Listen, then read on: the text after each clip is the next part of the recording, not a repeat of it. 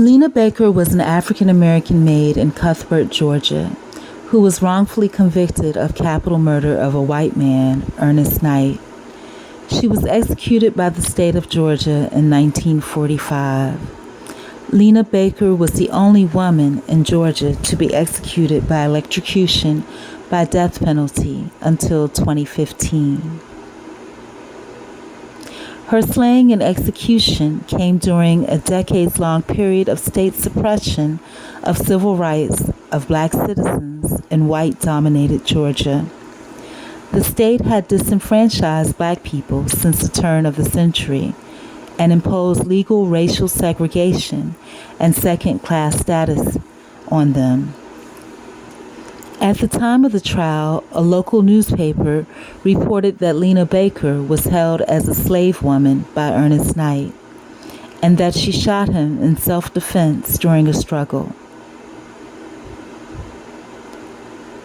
In 2005, 60 years after her execution, the state of Georgia granted Lena Baker a full and unconditional pardon. Lena Baker was charged with capital murder and stood trial on August 14, 1944. The trial was presided over by Judge William Two Gun Worrell, who kept a pair of pistols in view on his judicial bench. At her trial, Lena Baker testified that Ernest Knight forced her to go with him on that Saturday evening of April 29th, 1945. The town disliked their sexual relationship just as she did, and the county sheriff warned her to stay away from Ernest Knight or risk being sent to jail. She was in between a rock and a hard place, but she was afraid of Ernest Knight's physical abuse. He had forced relations on her. His son had also beat her on another occasion, warning her to stay away from his father. Lena Baker said she got away from Ernest Knight that night and slept in the woods. As she returned to Cuthbert the next morning, Ernest Knight cornered her, taking her to the grist mill and locking her in. When Ernest Knight returned, Lena Baker told him she was leaving.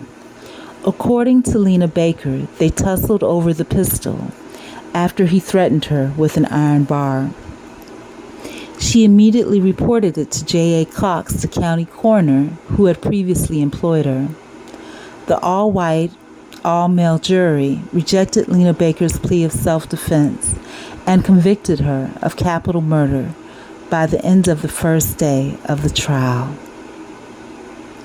This charge carried an automatic death sentence.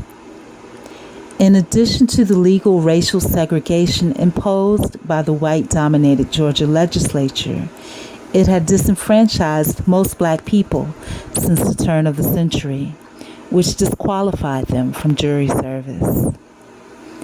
After Lena Baker's court-appointed counsel, W.L. Ferguson, filed an appeal, he dropped Lena Baker as a client.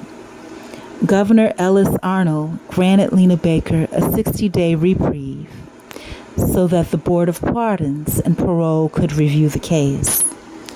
But in January 1945, it denied Lena Baker clemency.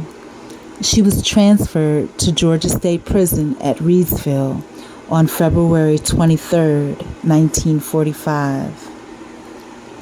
Lena Baker's last words were, "What I done, I did in self-defense, or I would have been killed myself.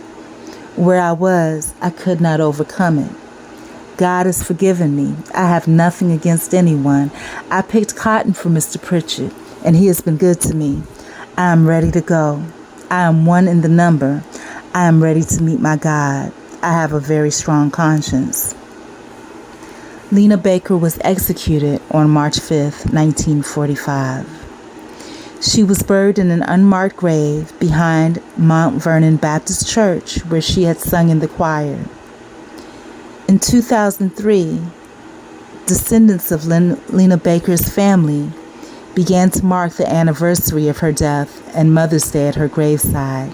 That year, Lena Baker's grandnephew, Roosevelt Curry, requested an official pardon from the state, aided by the Georgia-based prison advocacy group, Prison and Jail Project. In 2005, the parole board granted Lena Baker a full and unconditional pardon. Commentators have suggested that in 1945, the Board of Pardons and Parole could have lowered her charge to voluntary manslaughter, which would have carried an average 15-year sentence and saved her life. More about Roosevelt Curry. He never knew that his great aunt, he never knew her personally, but her story has haunted him for many years. Curry, again, is the great-grandnephew of Lena Baker. Baker grew up the daughter of sharecroppers with few options, and her life was ended